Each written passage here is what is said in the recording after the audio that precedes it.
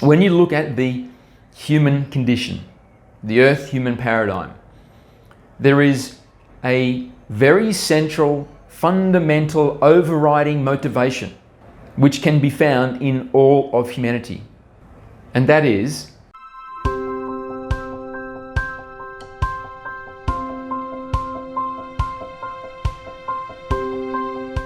Hi, I'm Muzz iEvolv. Welcome to this week's channeling. Before we get started, please like, subscribe, comment, share on this video. It's so important so that I can keep releasing these for free and with love. If you haven't yet, then I highly recommend that you read this book. It's available in paperback, in audiobook and in ebook, and the link for this is below the video. If you would like a private channeling with me, then go below and you'll see there's a link going to a private channeling inquiry form. All that does is just start a conversation between the two of us. It doesn't commit you to anything. I will just give you more information about how it works, what it costs and so on, and then you can decide after that if you want to proceed or not. If you would like to donate so that I can continue to produce these week after week, then you can go below and you can see there is a link also going to a place where you can do that, and you can decide to just chip in a little and help me keep the lights on and food in my belly so I can continue to serve you in this way which I feel so blessed to do. And finally, on to today's question. Is there proof we're all on the same journey? Is there proof we're all on the same journey? Greetings and thank you for the question. Is there proof we are all on the same journey? We have decided to discuss this today because there is occasionally some skepticism about the principle that all of humanity is on the same journey, and that if there is a journey, then that implies there is a purpose to existence. So, we wish to shine a light on this particular topic and discuss it, illustrate it in a way where it makes complete sense to you. And then this will theoretically invigorate you to be more passionate about the journey, and also in recognition that this journey is shared. And the goal, which lay at the end of this journey, is the ultimate goal. It is the divine purpose, the culmination of the very reason that the One has created the All. So, the place to begin is first discussing what is the purpose of the One.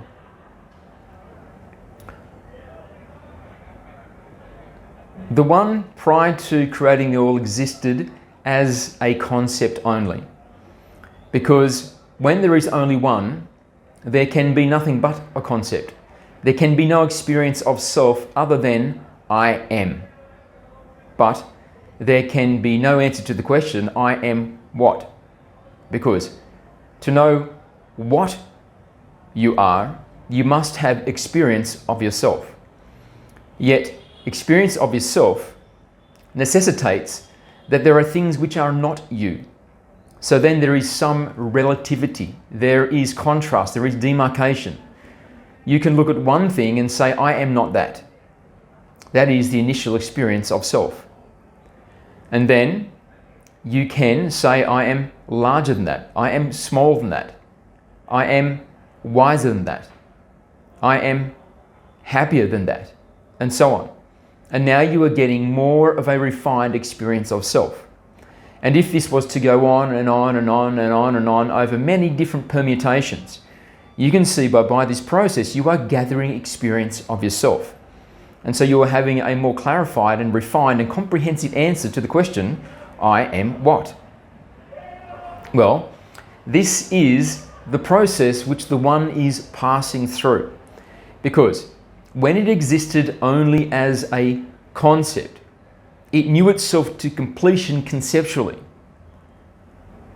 However, in that state, there was no purpose. There was no reason for being other than I am. Yet the One yearned for purpose. This was the original desire, to have purpose. But when it knew itself to completion conceptually, there was no deficit in its self-knowing because it knew itself to completion, although conceptually. Therefore, there could be no purpose because purpose requires growth. It requires the movement from a state which is incomplete to a state which is more complete. However, the One did not have any experience of itself because the context in which it existed precluded the possibility for experience because there is only one. Experience requires more than one. So, to create a context where the original desire could be fulfilled, to have purpose, it exploded itself into an infinitum of individuations.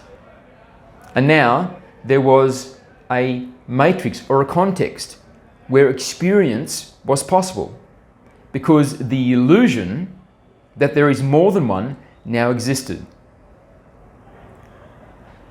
However, it is important to point out for this discussion that these individuations, which you are one of, are in fact just the one playing with the illusion of the all, the illusion of individuation, the illusion of more than one, such that it can know the answer to the question, I am what? This is its purpose. To answer the question, I am what? To move from a place of having zero experience of itself to a place of having complete experience of itself. This is growth. This is the divine journey, the divine purpose. So, the One is experiencing itself through the proxy which is you, through the proxy which is us, through the proxies which are all others. And as you and us and all others have experience of themselves, this is the same as the One having experience of its self, because you are really the One. We are really the One. All others, everything is really the One. And this process of accumulating experience will go on and on and on across time until the One knows itself to completion experientially. And that will be the fulfillment of divine purpose. The reason for which the all was created will have been fulfilled. So, if you are the One, then to know what you are, it is important to know what the One is. In the lexicon of human emotion, the One is love and light. It is the spectrum of light at which love is the highest point. So, it is gratitude, peace, happiness, joy, bliss, love, and all of the additional derivatives of that spectrum and all of the artifacts of that spectrum. These are the comprising constituents, the components, in an energetic sense of what the One is.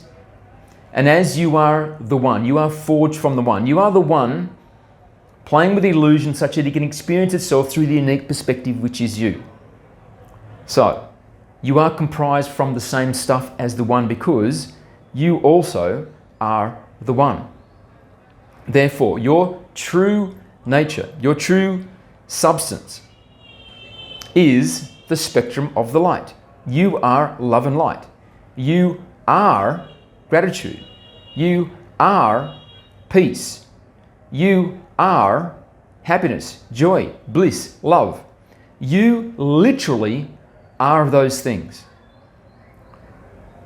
And when you have completed your divine purpose, the reason for which you were created, that will be the moment that you realize you are literally those things to the fullest extent possible.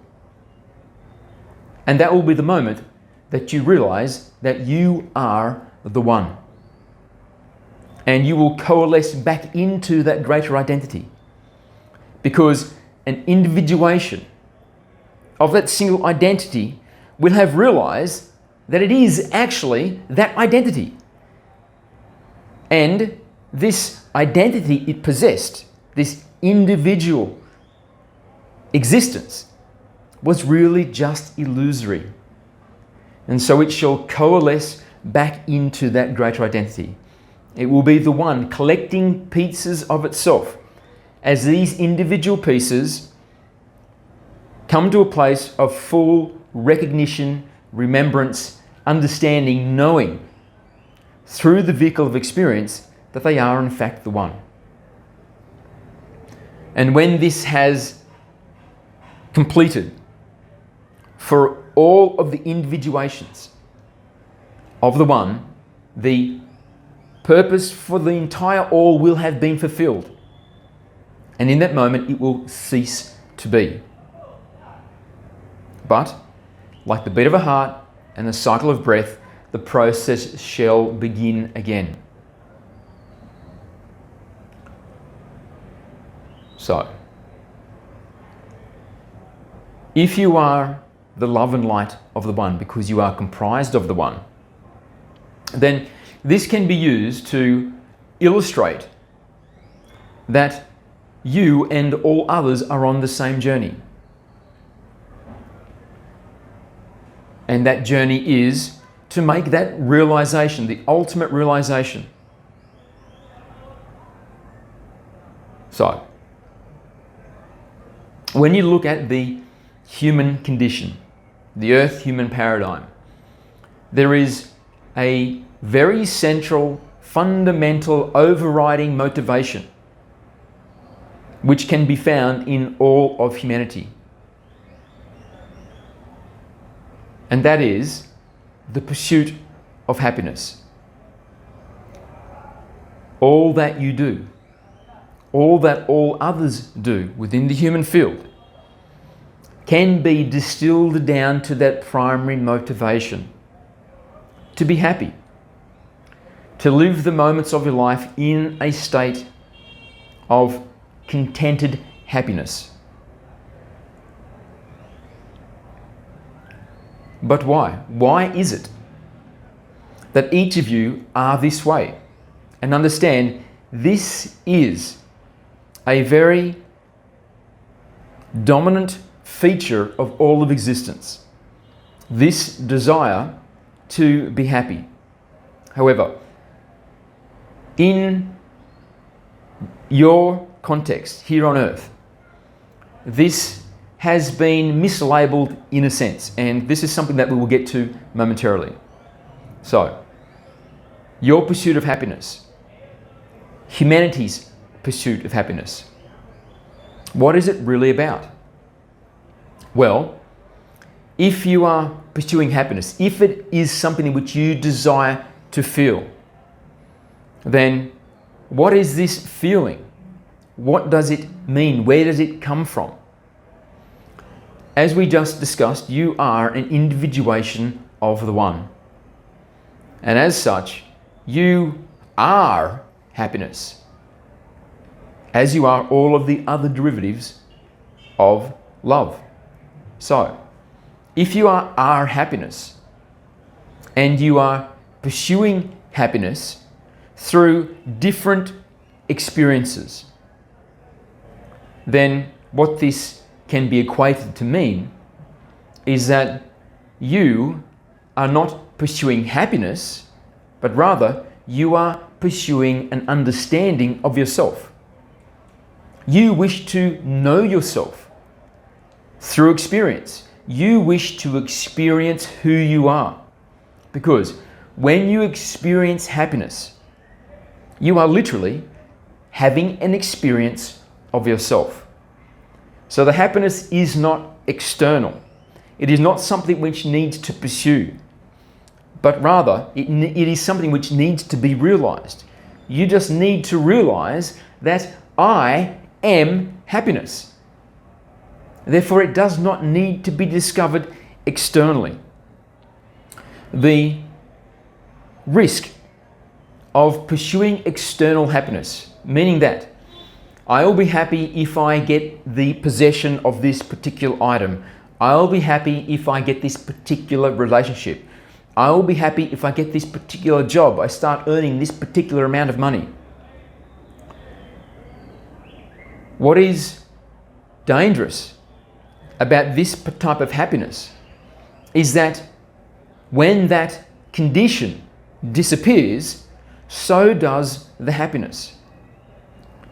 If you believe that you will be happy once you get that relationship, and then the relationship comes and you are happy, but then that relationship ends, because you have associated these two, the relationship with the happiness, that when the relationship goes, so does your happiness.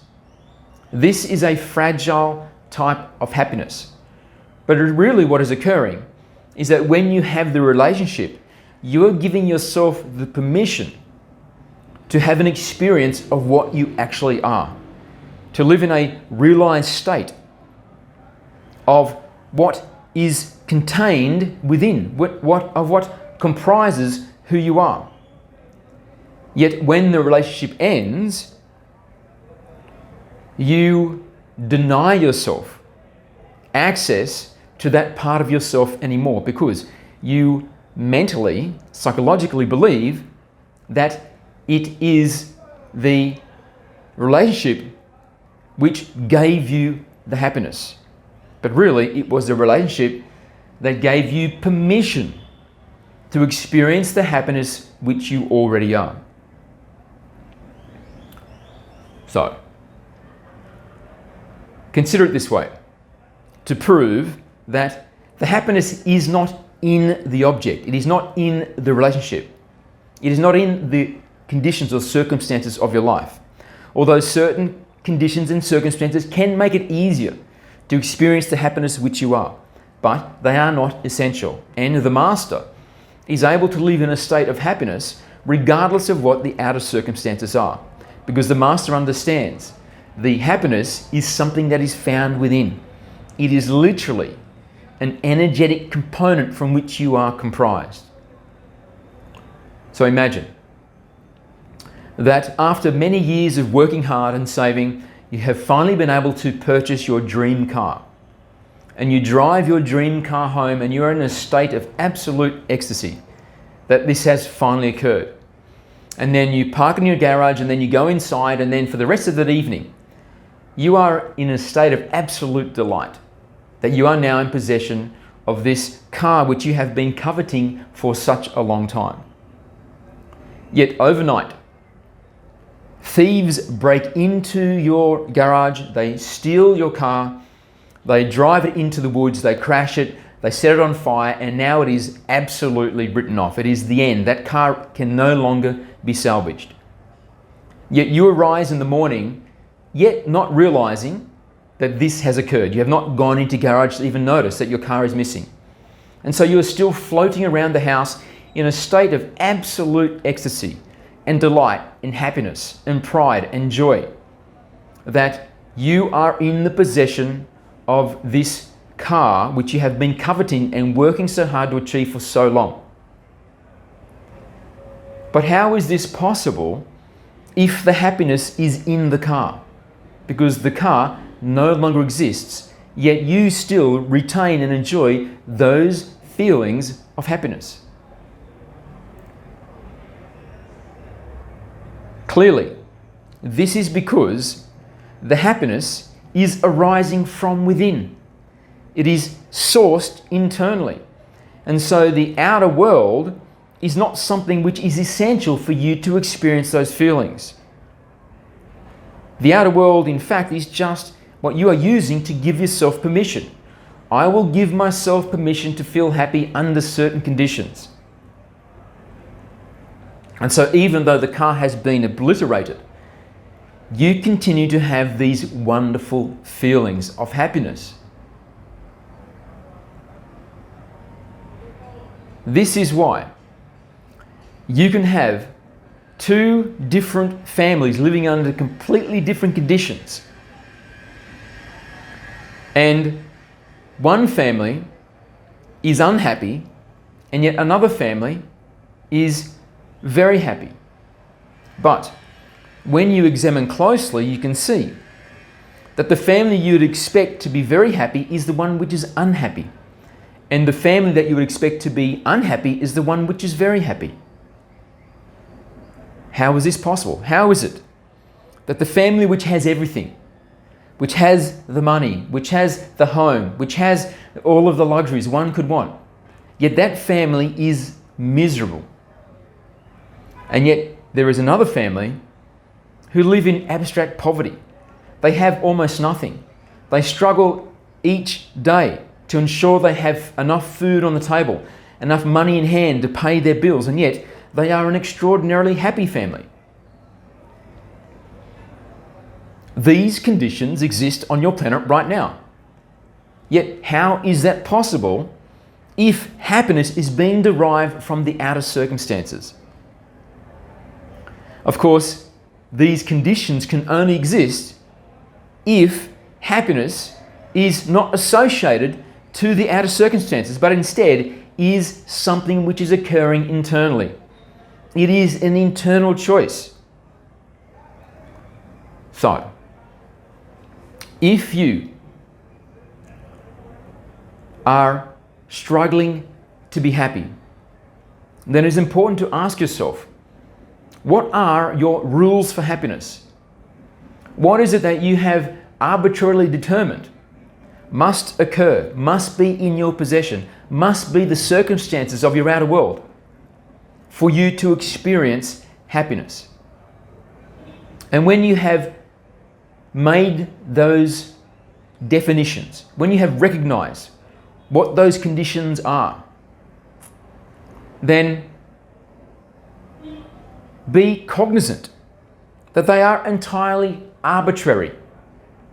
They are unnecessary. These are just rules that you have created for yourself. And if your rules are of a very high standard, then you are making it very difficult for yourself to experience happiness. Because if your conditions must be sky high, as in you must have the perfect relationship, you must have the perfect children, you must have the perfect appearance in the mirror, you must have the perfect job, and so on, then you are making happiness very difficult to attain. So, why not make your conditions much, much less? And in fact, if you were to live as the Master does, then you would shortcut this entire process. And you would decide to be happy for no reason at all.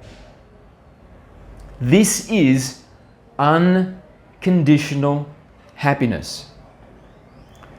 In your societies, there is talk of unconditional love, and that the most pure love is love which is given unconditionally.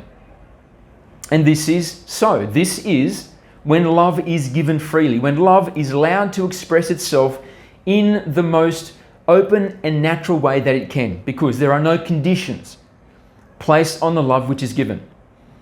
And it is when someone can love their enemies that this is fully in practice. Because regardless of the grotesque way in which some individuals, such as those who are members of the Cabal of Darkness, present themselves to the world, and the way they insidiously and nefariously and evilly manipulate your societies and cultures to create the maximum havoc and suffering for you and all those that you love, if you can continue to love them regardless, then this is unconditional love. And of course, this is most easily done when you recognize that despite the grotesque way they present themselves to the world in this incarnation, they are nonetheless individuations of the love and light of the One, just as you are. And so you can love that aspect of them. You can love that understanding of who they truly are. And you can be unconditional then in your love. This wisdom of the unconditional giving of love can be applied to all of the other derivatives of this spectrum of love, of light. You can be unconditionally grateful. You can be unconditionally peaceful. And you can be unconditionally happy and joyful and blissful and loving. So, decide to be happy for no reason at all. This is the Master's shortcut to happiness. Because under this understanding, there is nothing which needs to be accomplished. There is nothing which needs to be gathered to oneself. There is nothing which needs to be present in the outer circumstances of your life. Because those are conditions, and your happiness is unconditional.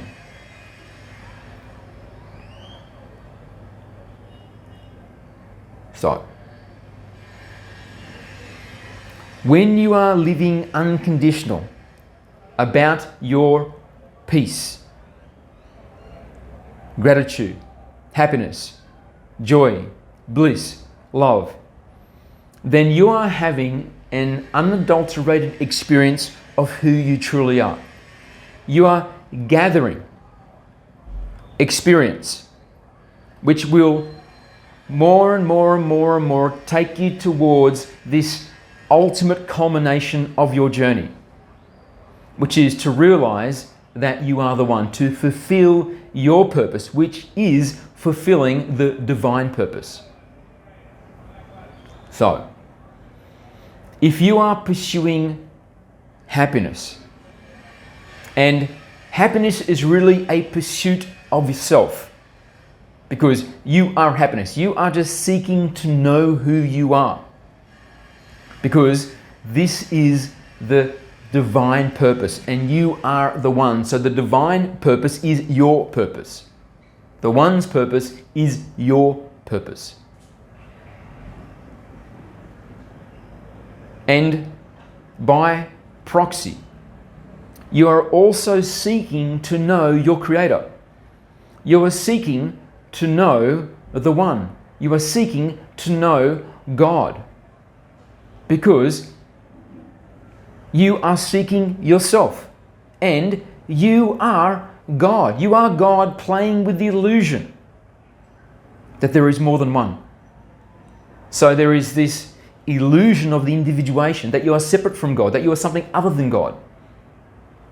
But the journey is that you will eventually, ultimately, at the end of the purpose for which you were created, make the final realization that I am God. I am the one. I always was. And I was just in the illusion of separation that I am not. And at that moment, you will coalesce back into that greater identity.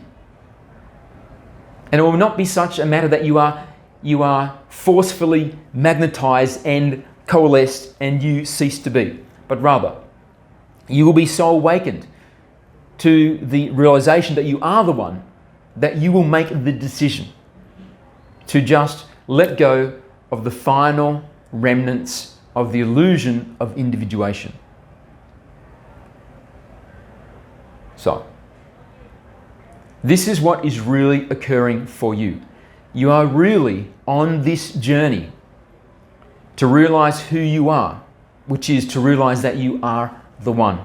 And this is why you pursue happiness, because your pursuit of happiness is the pursuit of these parts of the spiritual journey. So when you look about your societies and you see that the fundamental driver for the human experience is the pursuit of happiness. Understand that that is just a mislabeled journey.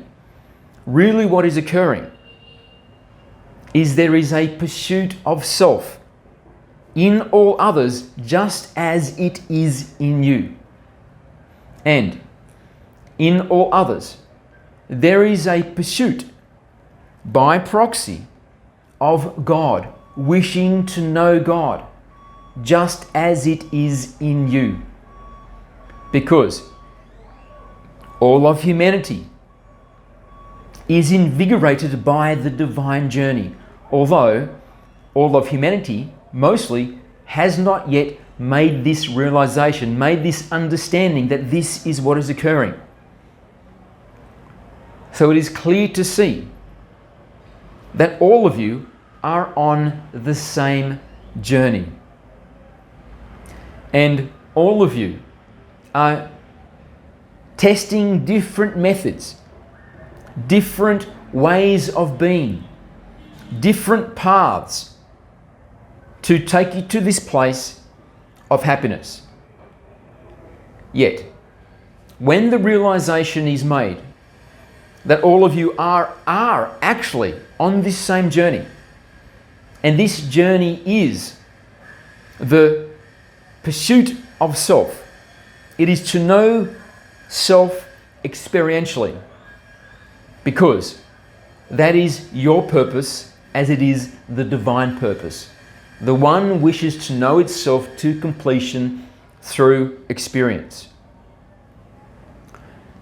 Then the methods which each of you use individually to accomplish this will become much more refined, will become much more awakened, and you all shall start living, those who make this recognition, with a heightened level of wisdom, because you will realize that the way to have this experience of self is to do the activities which most potently provide this experience of self, the experience of gratitude, peace, happiness, joy, bliss, love, which is within each of you.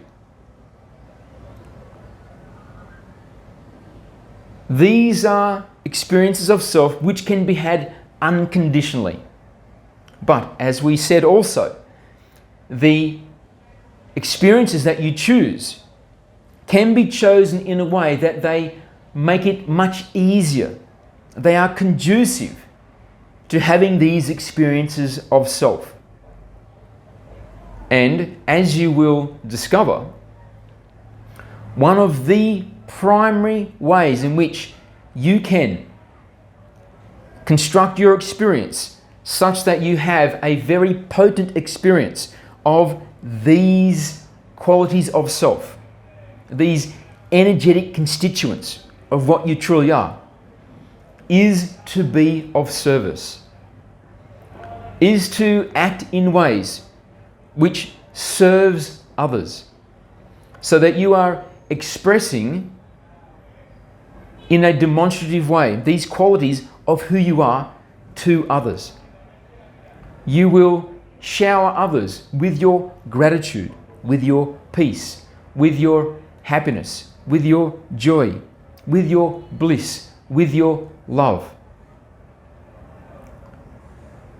And this is enhanced when you are doing a service for others, when you are ensuring others are okay, when others are safe, when others are fed, when others are loved. This will be when the humanity being lives in a state of self-care, where each of you treat all others as if they are aspects of yourself. because this is the truth. Each of you comprise the single being, the unity that we call the humanity being.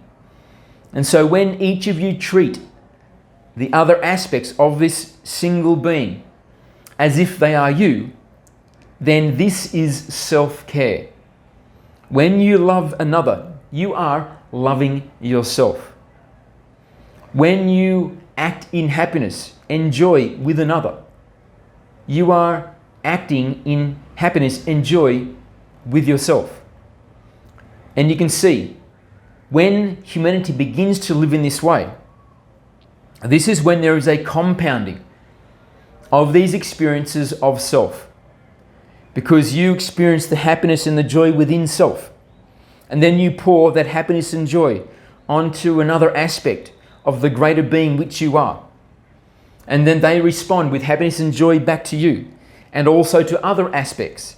And then on and on and on it spreads until there are many aspects also expressing their happiness and joy back onto you.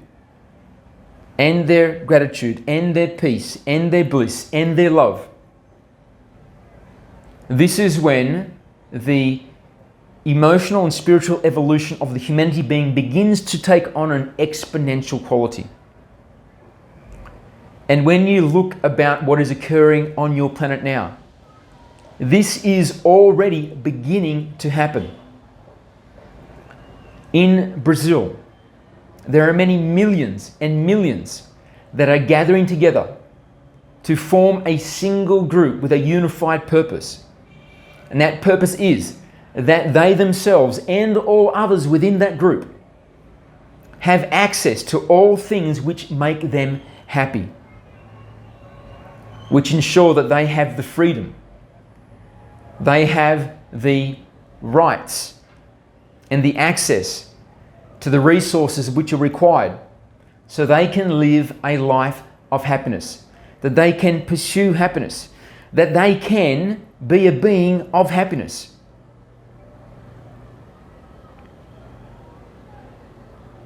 This is the awakening of humanity. And as you look about your planet, it is occurring more and more and more and more, where large groups are coming together, and their demand is that they themselves individually and all others within that group have access to all of these same liberties and resources which will ensure that they can find their happiness. They can find themselves, fulfilling the divine purpose, the one's purpose. So can you see that all of you are on the same journey, even though you are all taking many different paths to arrive there? But it is the same journey nonetheless.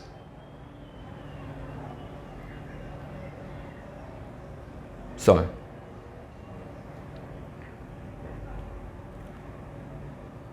let us finish in this way.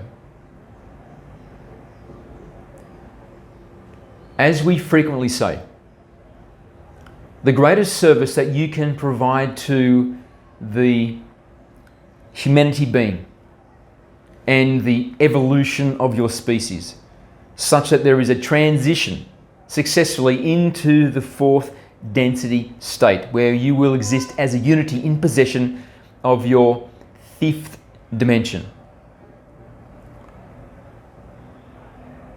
is to be cognizant of your energy, to be an energy which is most clarified and a truthful, emblematic presentation of who and what you actually are.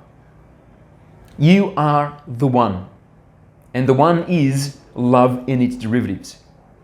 So the more you are a being of those qualities, then the more you are of service to those about you. And so you can express happiness and joy onto those about you. You can express peace and gratitude onto those about you. You can express bliss and love onto those about you.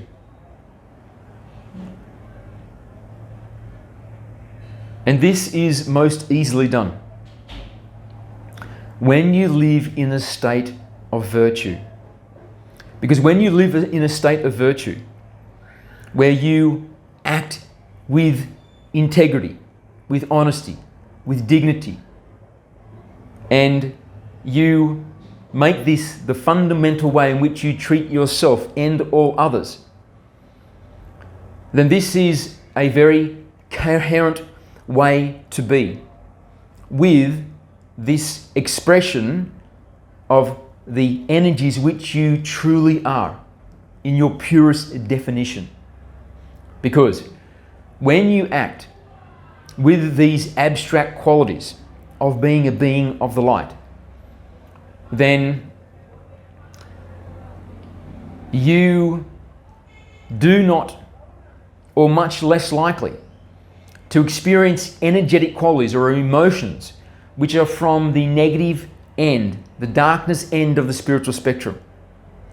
So, if you are always honest, then you're much less likely to experience guilt. If you're always loving, then you're much less likely to experience hate, and so on. And so then you can become a beacon of greatest service, not only to yourself, not only to the greater humanity, but to the one itself. And when you are experiencing these qualities from the lightness end of the spiritual spectrum, and you are acting with utmost virtue at all times, then the one, as it experiences itself through the proxy which is you, is having a very clarified experience of itself. And in that very moment, you are fulfilling divine purpose to a very high degree.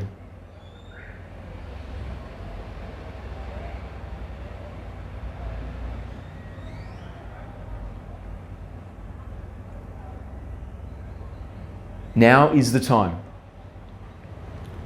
to be unconditional in the emotional qualities which truly comprise who you are, those which occupy the lightness end of the spiritual spectrum, and to act in virtue in all circumstances of your life, in all that you do, so that you can become a contributory vessel, a beacon of change to the maximum potency, so that you and all other aspects of this greater being which you are can become more focused on this journey which you all share together. And then, in the largest proportionality of the humanity being as possible, make the transition into the fourth density state, where you shall awaken literally as the unity and begin the next human paradigm of focused, awakened pursuit of yet even greater experiential understanding of that which you are, the love and light of the One. Thank you, and we love you.